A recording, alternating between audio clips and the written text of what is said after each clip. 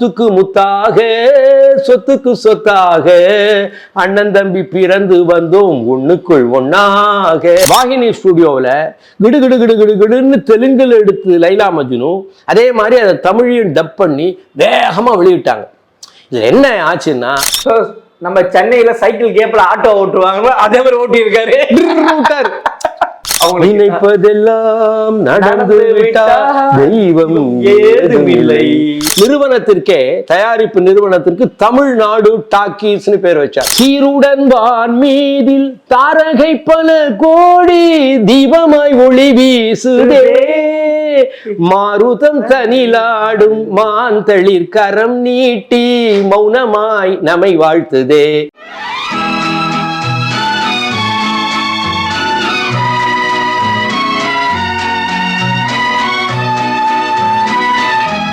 GeM TV நேயர்களுக்கு வணக்கம். அந்த நாள் ஞாபகம் பகுதியில் சினிமா ஆய்வாளர் வாமன அவர்களை சந்திப்ப வாருங்கள். வணக்கம் சார். வணக்கம். இல்ல, அவர் சினிமால இருந்ததுனால ஒரு அப்படி ஒரு எண்ணமா இருக்கு. அவரே சினிமால இருக்காரு. ஆமா, ஆனா அந்த சினிமாவும் கூடாது, கச்சேரியும் கூடாது. அந்த சினிமா எப்படிப்பட்ட உலகம்னு அவருக்கு தெரியல. இப்போ நான் இதுல இருந்து என்ன தெரியுதுன்னா, அவங்க அப்பாவை பார்த்த ஆண் அவர் அட்லீஸ்ட் ஒத்துக்கிட்டாரு. அந்த அவருக்கு நம்ம ஆமா. அதுக்கு அடுத்தது இவர் என்ன பண்றாரு, இப்படிப்பட்ட ஆண்களுடைய உலகத்துலதான் அவங்க வென்றாரு. ஓ, அது எப்படி? சரி சார், அப்படி இருக்கு இல்லையா? சோ அப்படி வந்தோடனே இவங்க என்ன பண்றாங்க, இவங்களுக்கு அதுவும் இவங்களுக்கு கல்யாணம் பண்ணி வச்சாங்களே, அதோட வீட்டுல அவங்களுக்கு வேற ஒரு அவுட்ல ஹவுஸ் எங்கேயோ போய் ஒரு இடத்தையும் கண்டுபிடிச்சு இடத்துல வச்சிடுறாங்க. நிம்மதியா இவங்க இருக்காங்க. இப்போ இவங்க சமைச்சிட்டு இருக்காங்க, இவங்க பண்றாங்க. குடும்ப தலைவி ஆயிட்டாங்க. அவர் அப்படி ஆயிட்டாரு. அவர் அப்போதான் அவர் தமிழ்நாடு டாக்கீஸ்னு அந்த காலத்திலே, தமிழ்நாடுன்னு பேர் நான் தான் வச்சேன் மாநிலத்துக்குன்னு சொல்றாங்க. தமிழ்நாடு சௌந்தரராஜ ஐயங்கார்னு இருந்தார். அவர் தன்னுடைய நிறுவனத்திற்கே, தயாரிப்பு நிறுவனத்திற்கு தமிழ்நாடு டாக்கீஸ்னு பேர் வச்சார்.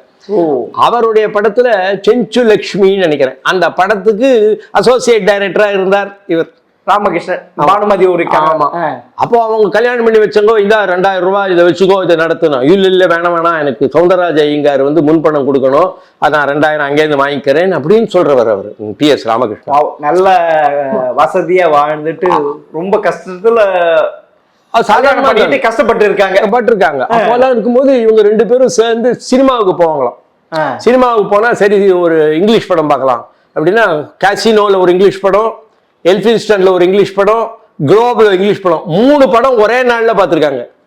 இந்த மாதிரி சில நாள் பார்த்துருக்காங்க இப்படி. ஆனா சினிமாவை பத்தி இவங்களுக்கு, சினிமா நடிகையா இருந்தாலும் தெலுங்கு படங்கள் தான் நிறையாங்கிறதுனால இங்க சென்னை இதுல இருக்கிறவன் சில பேருக்கெல்லாம் மோகம் தெரியல.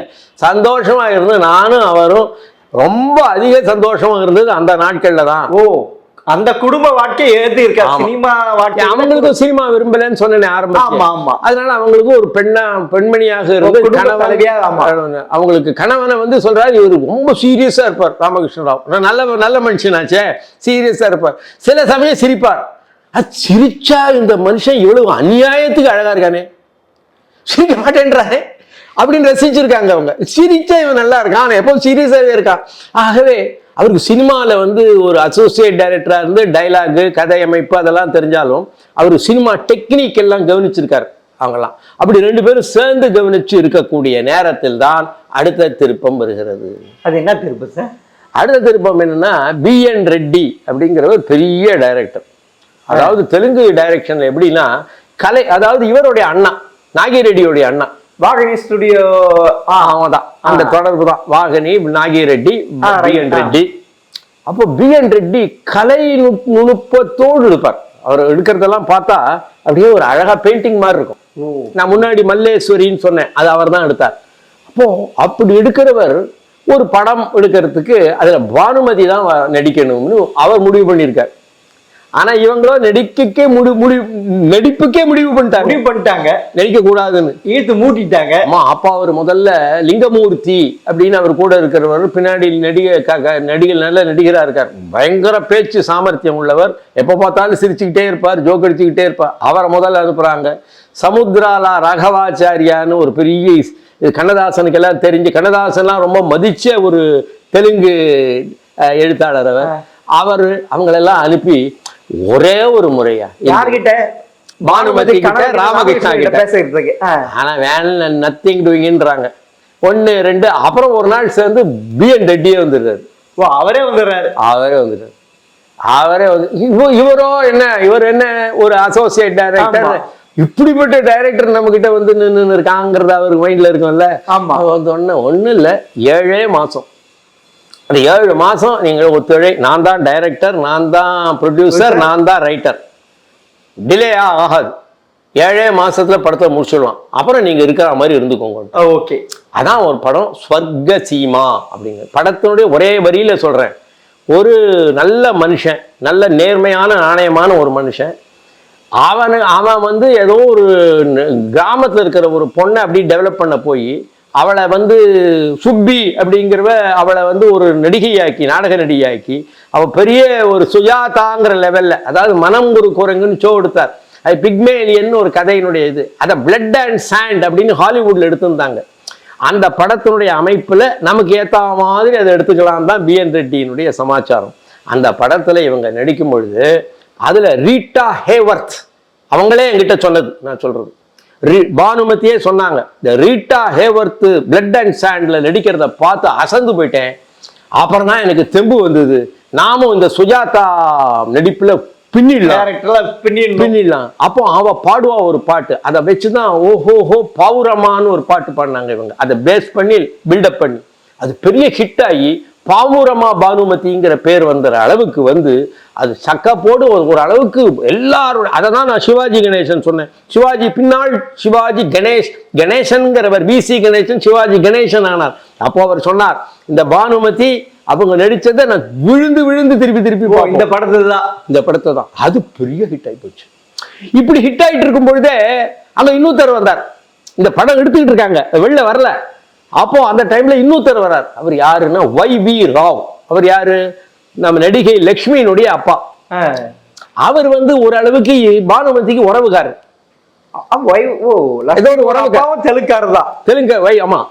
அவர் உறவுகாரர் இவங்களுக்கு. உறவுகாரர் ஆமா, எப்படியோ பெக்யூலியர் உறவு. அந்த உறவுல இவங்க வந்து அவருக்கு மாமியார் ஸ்தானம், அவருக்கு இவங்க மாமியார். அந்த அளவுக்கு பல உறவு கல்யாணத்தை. அது ஒண்ணு அவர் சொல்றார், நீ அவங்க பண்ணிட்ட தாசில்தார்னு நான் ஒரு படம் எடுக்கிறேன், அது எனக்கு படமா இல்ல தெலுங்கு நடிச்சு கொடுன்றாரு. ஐயோ ஒண்ணுதான் ஒத்துன்னு இருக்கோம். என்ன ஒண்ணு, எத்தனை நாடி ஆகி போகுது? 7 மாசம். அந்த 7 மாசம் நீ அங்க எடுக்காது இருக்கும்போது அந்த 7 மாசத்துக்குள்ள 6 மாசத்துலயே நான் முடிச்சுடுறேன். நம்ம சென்னையில சைக்கிள் கேப்ல ஆட்டோ ஓட்டுவாங்க, அதே மாதிரி ஓட்டி இருக்காரு. அங்கதான் வீக்னஸ் ராமகிருஷ்ணாது. சொன்னேன், ஏன்டா நான் 6 மாசமோ 7 மாசமோ 1 வருஷமோ ஒரு படத்துக்கு நான் ஒத்துக்கிட்டேன், இன்னொரு படத்தை நாங்கள் திரும்பி பார்க்க மாட்டோம்னு சொல்லணும்ல. சரி, அது 7 மாசம், இது 6 மாசம் தானே. அப்போ இன்னும் 2 படம் வந்தா 2 மாசத்துல ஒத்துப்பியா? அங்க வீக்னஸ் தெரியுது. ஏன்னா அவங்க சினிமாவோடயே சினிமா அவங்கள விடாது, சினிமா அவங்கள விடாது, அவங்க சினிமாவை விட முடியாது. சினிமா அவங்க வாழ்க்கை உலகம் அதுதானே. அப்படி ஆயிப்போச்சு. சோ அப்படின்னு சொன்னதுனால அவர் அதுக்குள்ள எடுத்து விட்டு அதையும் எடுத்து முடிச்சிட்டார். 7 மாசத்துல 2 படம் எடுத்து முடிச்சிட்டார். ஆனா நம்ம எது முன்ன ரிலீஸ் ஆச்சு? தாசில்தார் தான் முன்னாடி வந்தது. நம்ம இவரால முடிக்கவே முடியல, பெட்டியால. ஏன்னா அவர் நியூட்டோன் ஸ்டுடியோன்னு முன்னா, அந்த நியூட்டோன் ஸ்டுடியோல வேற விஷயங்கள் சமாச்சாரம் ஒரே டிலேஸ் பண்ணி அவரை முடிக்க விடாம பண்ணி 1 வருஷம் ஆயிடுத்து. அது வருஷம் ஆயிடுத்துக்குள்ள திடீர்னு இவங்களுக்கு ஒரு வந்துடுது, தவறி பிரெக்னென்ட் ஆயிட்டா என்ன பண்றது? கல்யாணத்துக்கு அப்புறம். ஆமா, அவர் திடீர்னு வயது பெருசா இருந்தா அவருக்கு கோச்சிக்க மாட்டாரா? பிஎன் ரெட்டி என்னடா இது, இந்த வயதோட தான் நான் கேட்டேன், பெரிய வயதோட வந்திருக்கேன். ஆனா 1 வருஷம் ஆயிப்போச்சு. 7 மாசத்துல முடிக்கிறேன்னார். 1 வருஷமும் ஆயிப்போச்சு, முடிக்கல.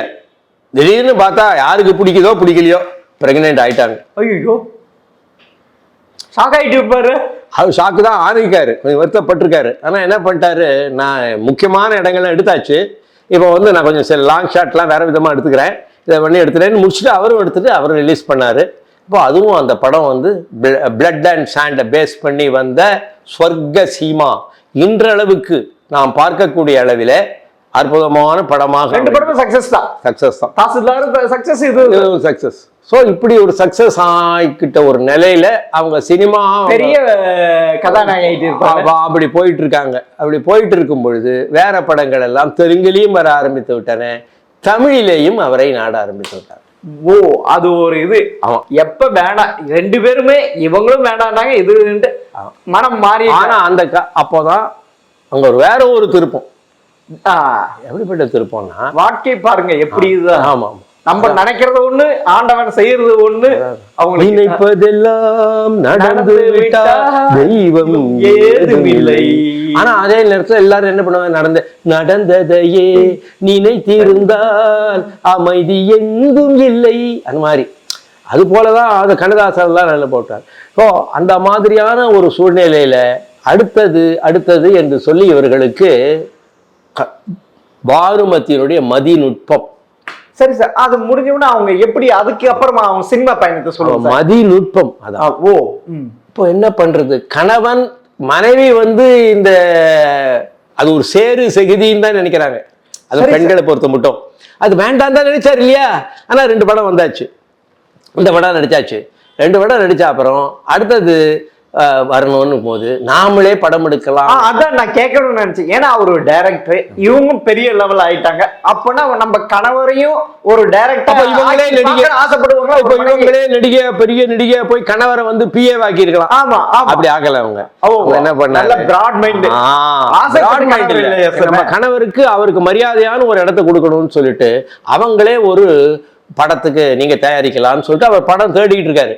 ஷார்ட்டா சொல்லிடுறேன், அவர் ரத்னாவளின்னு ஒரு படம் எடுக்கலாம்னு நினைச்சார். அதெல்லாம் சம்ஸ்கிருதத்துல கூட ஒரு காவியம் இருக்கு. 35ல் ஒரு படம் எடுத்தாங்க, அதெல்லாம் சரியா வரல. ஏவிஎம் செட்டியார் முதல்ல எடுத்தாரு, அதெல்லாம் வரல. அப்படி இருக்கும் பொழுது ரத்னாவளி எடுக்கலாம்னு நினைச்சோம். அதெல்லாம் வேணாம், ரத்ன மாலான்னு ஒன்று இடுன்னு கதையை எடுத்து கொடுக்குறாங்க இவங்களே, பானுமதியே. ஆமாம், அதை நான் ஏதோ ஒரு கதையில அவங்க படிச்ச இதுல அவங்க அப்பா அம்மா சொன்ன தாட்டி சொன்னது அந்த கதையை எடுத்து கொடுத்து, என்னன்னா அந்த கதையினுடைய அம்சம் பாருங்க எவ்வளவு. ராஜா கதையே வேற எப்படி சார்? அந்த கதையினுடைய எல்லாமே கதை ராஜா கதை. அதுல என்ன விஷயம்னா அதுல ஹீரோவே கிடையாது. ஓ, அது ஏன் அப்படி ஹீரோனா அந்த கதை அம்சம் அப்படி என்னன்னா அந்த ஹீரோயின் இருக்கா பாருங்க, அவங்கள ஒரு சின்ன குழந்தைக்கு கல்யாணம் பண்ணி வச்சுடுறாங்க. ஹீரோயின் ஏதோ ஒரு காரணம், அப்போதான் அந்த குழந்தை உயிரோடு இருக்கும். இந்த குழந்தைக்கு அப்படி ஏதோ பண்ணதுல அப்படி ஒண்ணு பண்ணி வச்சதுல ஹீரோ கிடையாதுன்னா இப்போ நினைச்சு பாருங்க. ஒரு பெரிய ஒரு கல்யாணம் பண்ணிட்டு இருக்காரு, மனைவி நடிக்க வேண்டாம்னு நினைக்கிறாரு. இன்னொரு இவங்களோட கொஞ்சம் கொலாவினா அவர் எப்படி இருக்கும், அதுல ஆமா கொஞ்சம் சுமாரா தான் இருக்கும். அது முதல்ல டெஸ்ட் பண்றதுக்காக அப்படி ஒரு ஹீரோவே கிடையாது. குழந்தையே வச்சு கடைசி சீன்ல தான் அந்த குழந்தை இருக்குல்ல, அந்த தெய்வங்கள் அனுகிரகம் பண்ணி அந்த குழந்தைய வாலிபனாக்கிடும். ஓ, அந்த வாலிபன் கூட அங்க ஒரு பானுமதின்னு சொல்றாங்க. அந்த வாலிபனா வரவர் சத்யநாராயணம் அவர் பேர் சொல்றாரு. அவர் ஒரு பேங்க்ல, ஆந்திரா பேங்க்ல ஒரு பேங்க்ல கேஷியரா இருந்தவர். அந்த தோற்றம் நல்லா இருக்கும் போல் இருக்கு. அந்த இடத்துக்கு அப்படி போட்டு அதை முடிச்சுட்டாங்க அந்த கதையை. ஆனா அவரை பின்னாடி அவர் கொலை செய்யப்பட்டார். அது ஒரு பெரிய விஷயமா போச்சு. இது ஆராய்ச்சிக்குரியது, ஏன் கொலை, என்ன ஆச்சு அந்த இதுன்னு சொல்லிட்டு. ஆகவே அந்த ஒரு சீன் எடுத்து கொடுத்தாங்க. அப்புறம் ஒன்னொன்னா அது நல்லா ஓடிச்சு. 100 நாள் 100 days 100 நாள் முடிஞ்ச அப்புறம் எப்படின்னா முடிஞ்சு பல இடத்துல விஜயவாடா, பல ஆந்திர பிரதேசத்தினுடைய பல விதமான நகரங்கள், எல்லா இடத்துக்கும் கணவனும் மனைவியும் போய் அது அவங்க வெற்றி விழாவை 100வது நாள் வெற்றி விழாவை கொண்டாடுகிற அளவிலே அவர்களுடைய முதல் படமே அமைந்தது. சரி சார், இப்படி பயணிக்கிறாங்க. எப்படி இப்ப இந்த பரணி ஸ்டுடியோ வாங்கினாங்க, எப்படி இந்த அஷ்டாவதினா மாறினாங்க? ஆமா, அதான் இப்படி இருக்கும் பொழுதே அவங்க சொன்னேன் தமிழ்ல வர்றதுக்கு ட்ரை பண்றாங்க. தமிழ்ல அவரை எடுக்கணும்னு சொல்லிட்டு அதுல முதல்ல ஷார்ட்டா சொல்றேன், ரொம்ப பெரிய கதை அது. அந்த மாதிரி ஒரு சிச்சுவேஷன்ல இவங்களை பாகவதர் அவர் சிறையிலிருந்து வந்த பிறகு அவர் ராஜமுக்தி அப்படிங்கிற படத்தை எடுக்கிறார். அதுவே ராஜமுக்தி. அதுல இவங்களுக்கு ஒரு முக்கியமான வேடம் கொடுக்கிறார். அந்த படம் வெற்றி பெறவில்லை என்றால் கூட இவங்களுடைய வேடம் மிகவும் பேசப்பட்டது அந்த படத்துல. அதே மாதிரி பியு சின்னப்பாவோட ரத்னகுமாருங்கிற ஒரு படத்துல வராங்க. அந்த பியு சின்னப்பா ரத்னகுமார் எப்படின்னா, அது எடுக்க சைன் போட்ட பொழுது இவங்க பையனுக்கு 1 மாசம் ஒரு மாசம் வயசு குழந்தைக்கு. அது முடியும் போது வரும்பொழுது அவனுக்கு 4 வயசு. அந்த அளவுக்கு டிலே ஆச்சு. அது முக்கியமான காரணம் என்ன சொல்றாங்கன்னா, தண்ணி கிண்ணி அவர் கொஞ்சம் தண்ணி சாப்பிட்டு பழக்கம், அப்படி பியூ சின்னப்பாவுக்கு அப்படி வந்தா அவங்க வரமாட்டாங்க அப்படின்னு சொல்லி அவரும் வராம இப்படியும் வராம டிலே ஆகி ஏதோ பல காரணங்கள். சில பேர் ஆனால் கிருஷ்ணன் பஞ்சு என்ன சொல்கிறார்கள்னா, வேற ஒரு இடத்துல அவங்க ரொம்ப அந்த முருகன் டாக்கீஸ், அவங்க ரொம்ப செல்வந்தர், சௌராஷ்டிரா சேர்ந்தவர்கள், முருகன் டாக்கீஸ்னு அவங்க வந்து செல்வந்தர்கள், அவர்களுக்கு வந்து ஓய்வு கிடைச்ச போது எடுத்தாங்க, அதனாலதான் டிலே ஆகி போச்சுன்னு அவங்க சொல்றாங்க. சமாளிக்கிறாரு அப்படி சொல்றாங்க. அப்படிலாம் இருக்கு. அப்படிலாம் அப்புறம் இவர் வந்து நம்ம NS கிருஷ்ணன் வந்து நல்ல தம்பி அப்படிங்கிற ஒரு படத்தை எடுத்தாரு. அது இவர் mister Deeds goes to town அப்படிங்கிற ஒரு படத்தை பார்த்துட்டு அண்ணா அவர்கள் எழுதிய கதை. ஆனால் அதை ரொம்ப தனக்கேற்ற மாதிரி மாற்றிட்டு சொன்ன இவர்கள் பண்ணுற கோமாளித்தனத்துக்கும் மது விலக்கு பிரச்சாரத்திற்கும் பின்னாடி கிந்தனார் காலட்சேபத்துக்கும் நடுவில் கொஞ்சம் நான் எழுதின படம் வந்ததுன்னு அண்ணாதுரையே அதை வந்து அதை சொன்னார். அதில் இவருக்கு முக்கியமான இடம் கொடுத்தார் பானுமதிக்கு. இடம் அது சுமாராக தான் இருந்தது என்னை பொறுத்த வரைக்கும். ஆனால் அது என்னென்னா அவர் சொல்கிறாங்க, ரொம்ப நல்லவர் NSK, ரொம்ப மரியாதை கொடுத்தார்லாம் சொல்கிறாங்க. சார் எனக்கு இதில் ஒரு இது சார், அண்ணா வந்து மிக சிறந்த நடிகை பானுமதியை அப்படி சொன்னாரு. அவர் எங்க சொல்லியிருக்காருன்னா, ரங்கோன் ராதா அப்படிங்கிற படத்துல இவருடைய கதையில பேஸ் பண்ணி கலைஞர் கருணாநிதி எழுதிய அந்த ஒரு படத்துக்கு போது அவர் அந்த விழாவில் எல்லாம் நடிப்பிற்கு இலக்கணம் வகுத்தவர் அப்படின்னு அவர் சொல்றாரு. அதுக்கு என்னன்னா, நீங்கள்லாம் அண்ணா அவர்களை எல்லாம் பார்க்கும் பொழுது அவர்கள் அந்த அந்த சொர்க்கசீமா அந்த மாதிரி படங்கள்லாம் பார்க்கும் பொழுது இவங்க வந்து இயற்கையாக நடிக்க வேண்டும், இயற்கையாக நடக்க வேண்டும்லாம் நல்லா பண்ணுவாங்க. அதனால இயற்கையா அவங்க பண்ணியிருக்காங்க நடிப்புக்கு அப்படின்னு சொல்றாங்க. சரி சார், அண்ணாதுரைக்கு மனசை தொடுற அளவுக்கு அதான் அதுல இதுவா அந்த மாதிரி சில பேர் சொல்றதெல்லாம் தொடர்பா. இப்போ நீங்களே ஒரு ஜேர்னலிஸ்ட் தான், நீங்க வந்து ஒரு இது சொல்லுவாங்க, ஒரு வார்த்தை சொல்லுவாங்க, நானும் முற்றும் துறந்த முனிவர் அல்ல, அவரும் ஒன்றும் படிதாண்டா அப்படின்லாம் சொல்லுவாங்க. இது எந்த இடத்துல இருக்கு, அதை எப்போ சொன்னார், அதுக்கு என்ன இது அப்படின்னு யாராவது ப்ரூவ் பண்ணியிருக்காங்கன்னா நான் ப்ரூஃபை பார்க்கல. ஆனா அப்படி ஒரு இது இருக்கு. அவங்கள ஏதோ இது பண்ணி அதை பெருசா தொடரல அவங்கள. இந்த மாதிரிலாம் இருக்கும்பொழுது என்ன ஆச்சுன்னா, பானுமதி அப்படிங்கிற ஒரு நபர்கிட்ட சில பேர் வந்து அவங்க ஒரு பெரிய ஆள் யாரையும் சும்மா விட்டுற மாட்டாங்க. ஆமா சார், ஆமா. அப்படிங்கிறதுக்கு 2-3 உதாரணம் கொடுக்குறேன். லைலா மஜ்னு அப்படின்னு ஒரு படத்தை அவங்க 45 ஹிந்தியில வந்து பெரிய வெற்றி அடைஞ்சது. அதை மாதிரி எடுத்துடலான்னு சொல்லிட்டு நம்ம பானுமதி ஹஸ்பண்ட் ராமகிருஷ்ணாவும் பானுமதியும் நினைக்கின்ற பொழுது என்ன நினைத்தார்கள், நியூட்டோன் ஸ்டுடியோல அவங்களும் இதே படத்தை எடுக்கலான்னு வராங்கன்னு வந்தது. இப்போ அவங்க எடுக்கணும்னு வரும்போது என்ன ஆச்சுன்னா, இவங்க தெலுங்குல எடுக்கிறாங்க, அவங்க தமிழ்ல தான் TR மகாலிங்கம் அண்ட் MB ராஜம்மாவை வச்சு எடுக்கலான்னு அவங்க போட்டுட்டு இருக்காங்க.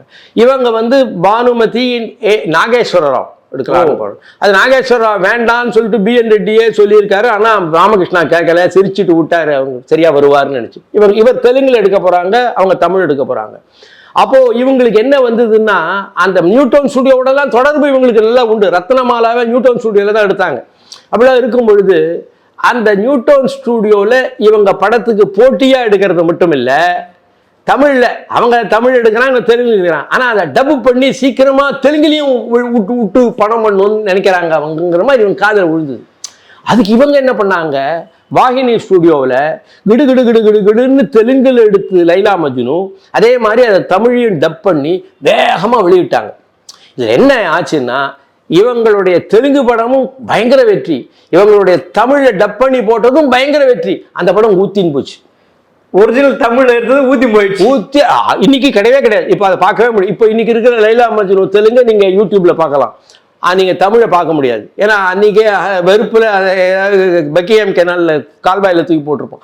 அந்த அளவுக்கு அது அந்த மாதிரி ஆச்சு. இது அந்த தயாரிப்பாளர்களே அதில் வந்து ஜித்தேன் பானர்ஜி அப்படின்னு பெரிய சினிமாட்டோகிராஃபர் கல்கட்டாலேருந்து வந்தவர், அவர் தான் one of the directors of Newtone. அவங்களெல்லாம் பற்றி கொஞ்சம் நெகட்டிவாகவே பேசுகிறாங்க பானுமதி. ஸோ அப்போ ஒரு ஹிட் ஆயிடுச்சு, அப்போ ஒரு அடித்தாங்க. அதே மாதிரி 1953 மிஸ்ஸி அம்மான்னு ரொம்ப பெரிய பிரமாதமான வெற்றி படம் ஒன்று, அது சாவித்திரி பிரமாதமாக நடித்து வந்தது. அந்த படத்தில் முதல்ல அந்த ரோலில் 4 மாதம் நடிச்சுக்கிட்டு இருந்தது பானுமதி தான். அந்த பானுமதி அப்படி நடிச்சிட்டு இருக்கும் பொழுது ஒரு நாள் அவங்க சொல்லியிருக்காங்க, அவங்க வரலட்சுமி விரதம் நோன்பு அதெல்லாம் ரொம்ப கொண்டாடுவாங்க. அவங்க புருஷனுடைய நல்வாழ்வுக்காக பெண்கள் கொண்டாடக்கூடிய விரதம். ஆகவே நான் கொஞ்சம் லேட்டா தாமதமாக வருவேன் என்று சொல்லிவிட்டு போயிருக்கிறார்கள். அதை அந்த தயாரிப்பாளர்களிடம் சொல்லாமல் விட்டு விட்டார். யாரோ ஒருத்தர் மறந்து போயிட்டார். லேட்டா வந்தோடனே சக்கரபாணிங்கிறவர் தான் நாகிரெட்டியாரோட கூட அவர் 2 பேரும் ஒத்தருக்கு ஒத்தர், ஒரு பக்கம் நாகிரெட்டி ஒரு பக்கம் சக்கரபாணி. அந்த மாதிரி அவர் என்டிஆர் வெயிட் பண்றாரு, எல்லாரும் வெயிட் பண்றாங்க, ஸ்டூடியோ பணம் எல்லாம் போகுது, எவ்வளவு லேட்டா வரீங்க அப்படின்னு மிரட்டியிருக்காரு பானுமதியை. அவ நான் முன்னாடியே சொல்லிட்டேன், நான் சொல்லலைன்னா நானா பொறுப்பு அப்படின்னு அவங்க சும்மா இருக்க மாட்டாங்க, அப்படி சொல்லிட்டு போயிட்டாங்க. இதுல இருந்து என்ன பண்ணா அவங்கள டிராப் பண்ணிட்டாங்க. டிராப் பண்ணோன்னா அவங்களுக்கு மனசு ரொம்ப வேதனைப்பட்டு, அவங்க கணவருக்கும் ரொம்ப வேதனைப்பட்டு தான். அந்த மாதிரி பண்ணதுனால அவங்க என்ன பண்ணாங்கன்னா 1954 தானே மிஸ்ஸி அம்மா பாவித்ரிங்கிற பெரிய நடிகைக்கு ஒரு மிகப்பெரிய நல்ல ஒரு இதுவா வந்தது. அப்படிப்பட்ட அது ஒரு வாய்ப்பு கிடைச்சது. ஆனால் அவங்க என்ன பண்ணாங்கன்னா சக்கரபாணி, எந்த சக்கரபாணி இவங்களை திட்டினாரோ அதே சக்கரபாணியினுடைய பேர்ல சக்கரபாணின்னு ஒரு படம் எடுத்து அவர் கிண்டல் பண்ற மாதிரி பல விஷயங்களை வச்சிருந்தாங்க அந்த படத்துல. ஸோ அந்த கிண்டலை பண்ணி தீர்த்தாங்க அதுல. அதே மாதிரி ஒரு படத்துல அது பண்டிந்தி காப்புரம் அப்படிங்கிற படம், முதல்ல கரெக்டா ப்ரொனவுன்ஸ் பண்றேன்னா தெரியல, அது காப்புரம் கரெக்ட். ஒரு படம் 1970 ஆரம்பத்துல வந்தது. அதான் அன்பு சகோதரர்கள்ங்கிறப்ப தமிழ்ல வந்தது. அதான் ஒரு கண்டசாலா பாடின கடைசி முத்துக்கு முத்தாக சொத்துக்கு சொத்தாக அண்ணன் தம்பி பிறந்து வந்தோம் ஒண்ணுக்குள் ஒன்னாகன்னு ஒரு பாட்டு வரும். அந்த படம் தான் அது. அந்த படத்துல இவங்களை நடிக்க வைக்கலான்னு இருந்திருக்கு. அப்போ முதல்ல என்ன பண்ணாங்க, நேர ஏதோ இந்தியா சில்க் ஹவுஸோ எங்கேயோ போய் அவங்க அதுக்கான இதெல்லாம் வாங்கியிருக்காங்க. காஸ்டியூம் 60,000 rupees தான் அப்படின்னு அவங்க சொல்றாங்க. 60,000 rupees முதல் காஸ்டியூமே ஆச்சுன்னா இனி என்னென்னலாம் ஆகும் காசு, வேண்டாம் இந்த லேடின்னு சொல்லிட்டு ஆளை மாத்திட்டாங்க அவங்க. இது இவளுக்கு கோவம் வந்துடுச்சு. உடனே இந்த பண்டிந்தி காப்புரம் படத்துல நீங்க நடிக்கணும்னு சொல்லும்போது கதை சொல்லியிருப்பாங்க இல்ல, ஆமா, அந்த கதையை வச்சு நாம ஒரு கலரிடுவோம்னு நினைச்சிருக்காங்க. ஆனா எப்படியோ அதை கொஞ்சம் தடுத்து அதெல்லாம் வேண்டாம் அப்படிங்கிற பேசி அதை ஏதோ இது பண்ணிட்டாங்க. ஆகவே அவங்க எந்த விதத்திலையும் சாதாரணமா ஒரு ஜாக்கிரதையா ஒரு ஆட் பண்ணுவாங்க. அப்புறமா எப்படி அஷ்டாவதானியா மாறினாங்க? அஷ்டாவதானினா மெயினா அவங்க சினிமால வந்தது நடிப்பதற்காக அல்ல, முன்னாடியே நடிக்கணும் அப்படின்னு விரும்பலை. அவங்க பாட்டு விரும்பினாங்க. அவங்க அப்பாவே என்ன பண்ணாருன்னா பாட்டு, MS சுப்பலட்சுமி மாதிரி என் பொண்ணு வரணும் அப்படின்னு. அந்த பாட்டில் பழைய டைரக்டர்ஸ், மியூசிக் டைரக்டர்ஸுக்கெல்லாம் நான் கேட்பேன், என்ன சார் சிறப்பு அவங்களுடைய வாய்ஸ்லன்னு கேட்கும்பொழுது அந்த வாய்ஸில் என்னன்னா ஒரு இனிமை, இந்த இனிமையோட அது ஒரு ஆந்திரா ஆவக்கா ஊறுகா மாதிரியாது அப்படின்னா அந்த விதமான ஒரு ஃபோக்கு டச்சில் ஒரு அழகு இருக்கும் அவங்களுடைய வாய்ஸில். அந்த மாதிரியான ஒரு இது அவங்கள்ட்ட இருந்தது. ஆகவே எல்லா விஷயத்தையும் தன்னுடைய கண்ட்ரோலில் வச்சுக்கணும்னு நினைக்கிறது மட்டுமல்ல, எல்லாம் அவங்களுக்கு வரக்கூடியதாக இருந்தது. ஒருத்தர் கூட சொன்னார் என்கிட்ட, அங்கே ஒரு பெரிய கவிஞர்கள், பெரிய எழுத்தாளர்கள் எல்லாம் அவங்க படத்தில் நடிக்கிறதுக்கு, படத்தில் எழுதுறதுக்கு தொடர்பு வரும்பொழுது கூட அவங்கள குருநாதர்களாக மதித்து அவருடைய காலில் வணங்கி அவர்களுடைய ஆசிகளை பெறுவார்கள். அதுபோல அந்த மாதிரியான நோக்கம் இருக்கிறதுனால அவங்களுக்கு எழுத்து நல்லா சாகித்ய அகாடமி விருது அத்தகாரோ கதாலோ அவங்க இது எழுதி எல்லாரையும் நல்லா கவனிக்கக்கூடிய ஒரு இது இருக்கு அவங்களுக்கு. எல்லாம் எப்படிப்பட்டவர் இவர் அப்படிங்கிறதெல்லாம் கவனிப்பாங்க. அந்த மாதிரி அப்சர்வேஷன் இருக்கிறவங்க தான் நல்ல எழுத்தாளராக முடியும். மியூசிக்கும் எனக்கு இருக்கிற மியூசிக் எனக்கு வரா மாதிரி சொல்லுங்க. எப்போதும் டிஎம்எஸ் சொல்லுவார் எங்கிட்ட, டிஎம்எஸ் பாடுறதுக்கு போகும்பொழுது இவங்களும் அவங்க டூவெட்டுன்னு வச்சுக்கோங்க, இல்லைன்னா அவங்க தனியாக பாடணும்னு வச்சுக்கோங்க, எனக்கு முதல்ல முடிச்சுட்டு தான் மற்றவங்களுக்கெல்லாம் போகணும். ஏன்னா பின்னணி புதுசாக வந்திருக்காரு, அவரெல்லாம் வச்சு நீங்கள் எல்லாம் பண்ணுறீங்களே அப்படின்னு சொல்லுவார். அப்புறம் டிஎம்எஸ் ஒருத்தர சொல்லியிருக்கார், 2 பேரும் சேர்ந்து பாடிட்டு இருக்காங்க. ஃபார் எக்ஸாம்பிள் நீங்கள் பார்த்தீங்கன்னா அந்த சீருடன் வான் மீதில் தாரகை பல கோடி தீபமாய் ஒளி வீசுதே, மாருதம் தனிலாடும் மான் தளிர் கரம் நீட்டி மௌனமாய் நம்மை வாழ்த்துதே பாட்டு வரும். அது மாதிரி வானம் எங்கே பூமி எங்கே வாழ்வு தாழ்வெங்கே காணும் யாவும், அந்த பாட்டெல்லாம் அழகா வரும்போது ஒரு தடவை இவங்க 3 தடவை கட் பண்ணாங்களாம், 3 தப்பு பண்ணாங்களாம். அப்போ டிஎம்எஸ் ரைட்டா பாடிட்டாரு, அந்த அம்மா தப்பு பண்ணிட்டாங்க. அப்போ அந்த அம்மா ரைட்டா பாடிட்டாங்க, உடனே டிஎம்எஸ் தப்பு பண்ணிட்டா, ஐயோ தப்பு பண்ணிட்டாரியா அப்படின்னு. நட்சத்திரம்ங்கிறது இருந்ததுனால அவங்களுக்கு வந்து பாட்டில் வரும்பொழுதும் முன்னணி இருந்தது. அதே மாதிரி பாட்டு வந்து இப்படிதான் வரணும். அவங்க என்ன சொல்லுவாங்க, சிஆர் சுப்பராமன் அப்படிங்கிற பெரிய இசையமைப்பாளர், அந்த காலத்தை இளையராஜா எல்லாம் வியக்கக்கூடியவர். அவரே நான் வந்து சொல்லி கொடுத்து நான் வந்து சொல்லி இப்படிலாம் பண்ணுவார் அப்படின்னு அவங்க எங்கிட்டயே சொல்லியிருக்காங்க. ஜீனியஸ் அவரு. ஆனால் நான் தான் அவங்களுக்கு டைரக்ஷன்லாம் கொடுப்பேன், இப்படி போ அப்படி போன்னு சொல்லுவேன் அப்படிலாம் சொன்னாங்க. அவங்க ஏதாவது படம் ஏகே இருக்காங்களா? அதை முதல்ல இதில் இப்போ சண்டிராணின்னு ஒரு படம், முதல்ல அபூர்வ சகோதரர்கள்னு ஒரு படத்தை எடுத்தாங்க. கார்சிகன் பிரதர்ஸ் அப்படிங்கிற கதையை வச்சு ஜெமினியில தமிழ் தெலுங்கு ஹிந்தி. அப்பவே பேன் இந்தியா, அப்பவே 1948 49. அப்போ இவங்க 53ல இவங்க அதே மாதிரி பண்ணாங்க.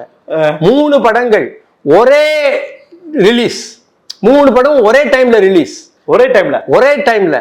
அப்போ அதான் சண்டிராணி. அதுல மியூசிக்கு இதெல்லாம் பண்ணிட்டு அதெல்லாம் பார்த்தா மியூசிக் வந்து அதுல எல்லாம் சிஆர் சுப்பராமன் தான் மியூசிக்கு. அதுல வந்து விஸ்வநாதன் ராமமூர்த்தியை பயன்படுத்தி அதெல்லாம் பண்ணி அவங்க வந்து அவங்களுடைய பாட்டெல்லாம் ரொம்ப வான் மீதிலே இன்பத்தேனாறு பேயுதே, இந்த பாட்டெல்லாம் பார்த்தா மயக்கிற பாடல்கள். ஆகவே இப்படி பாடலானாலும் சரி, வரக்கூடிய பாடல்கள் எப்படி இருக்கணும்னு நிர்ணயம் பண்றவங்க அவங்களால போய் இசையமைக்க முடியாதா? இசையமைச்சாங்க. எழுத்து இப்படி இருக்கணும்னு நினைக்கிறவங்க அவங்களால எழுத முடியாதா? எழுதினாங்க. ஆகவே எல்லா விதத்திலேயும் அவங்களுக்கு திறமை இருந்ததனால் அவங்க எல்லாம் பண்ணணும், நான் அப்படி பண்ணணும், நானே எழுதுமே அப்படி அல்ல. எல்லா விஷயமும் சேர்த்து நினைக்கக்கூடிய ஒரு பண்பாடு, ஒரு திறமை அவங்கள்ட்ட இருந்ததுனால அது எல்லாமாக ஒன்றுதான் பலவாக விரிகிறது இல்லையா? அது போல அவங்க எல்லாத்தையும் செஞ்சாங்களே வழிய எல்லாம் நான் செய்யணும் லாஸ்ட் அவங்களுடைய வாழ்க்கை எப்படி சார்? நல்ல கேள்வி. அவங்களுக்கு ஒரே மகன். அந்த மகன் அதை ரிசர்ச் பண்ணி எழுதினா ஒரு நாவலே எழுதலாம். ஒரே மகன், அவனை வந்து டாக்டரா படிக்க வச்சாங்க. அப்போ டாக்டரா படிக்க வச்ச பொழுது அந்த காலகட்டத்திலேயே ஒரு காதல் அவருக்கு உருவாச்சு. இவங்களே 18 வயசுல காதல் பண்ணவங்க தானே. இப்போ அவரும் ஒரு காதல் பண்ணார். ஆனா அந்த காதலை அவர்கள் அந்த அளவுக்கு ஏற்கக்கூடியதாக இல்லை. அப்படி ஆச்சு. அப்புறம் அவர் ஏதோ ஒன்று எஸ்டாப்ளிஷ் பண்ணி ஒன்று பண்ணார், அது பையன் ஏற்கக்கூடியதாக இல்லை. இதெல்லாம் நான் என்னுடைய ரிசர்ச்சில் சொல்றேன்.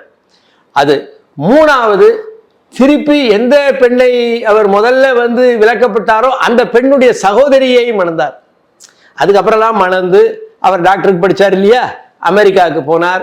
அமெரிக்காவில் டாக்டர் ரொம்ப இதுவாக இருந்தார். ஒரு மகள் அவருக்கு டாக்டராக அமெரிக்காலேயே இருக்காங்க. ஒரு மகன் அவர் வந்து வழக்கறிஞராக இருக்கிறார்.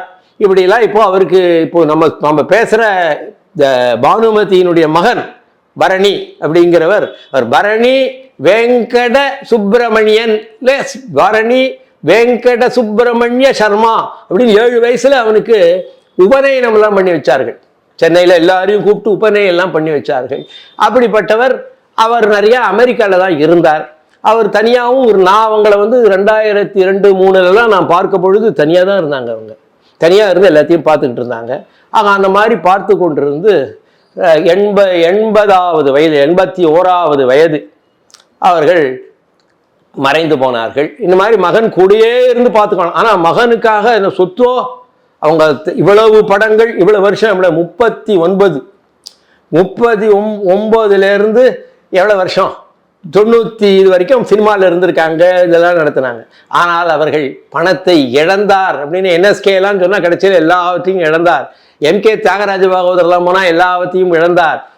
பானுமதி அப்படி அல்ல, எல்லாவற்றையும் கூடையே இருந்து அவங்களுடைய மகனுக்கு மிகப்பெரிய ஒரு சொத்து, அவங்களுடைய வாழ்க்கையில இப்படி வாழ்ந்தாங்கிற சொத்து மட்டும் இல்லை, உண்மையாவே பல கோடி ரூபாய்க்கு சொத்தெல்லாம் வச்சுதான் அவர்கள் மறைந்தார்கள்.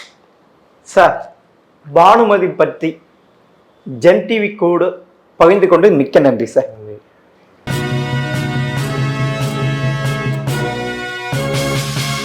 உடனுக்குடன் அப்டேட் தெரிந்து கொள்ள ஜெம் டிவி தமிழ் ஆப்பை இன்ஸ்டால் செய்யவும்.